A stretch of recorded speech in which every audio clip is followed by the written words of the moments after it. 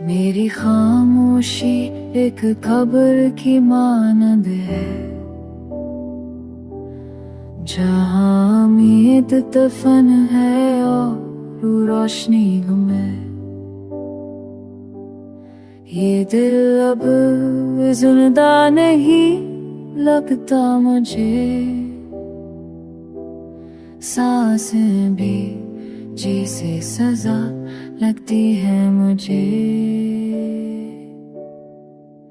मैंने चाहत को मिट्टी में छुपा दिया है, यादों के तबे पे आंसू बहा दिया है। हर दुआ बेअसर, हर सदा बेजुआ, मेरी जिंदगी एक सुनसान हंसा। सलत मेरा अंजाम है, यही मेरे दुखों का पैगाम है। मैं जितना चलो अंधेरों में वो बाहूं, उतना ही अपने आप से रूठा हूँ।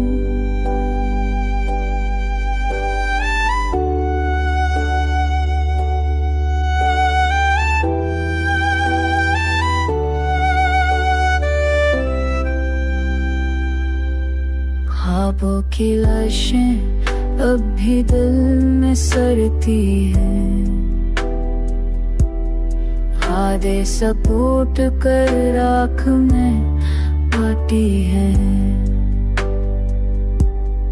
कोई नहीं सुनता मेरी फरियाद अब, ये कब्र बन गई है मेरा आबाद अब।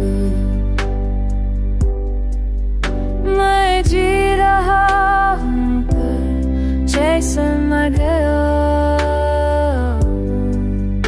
तन्हाई के घर में तस्लीम किया।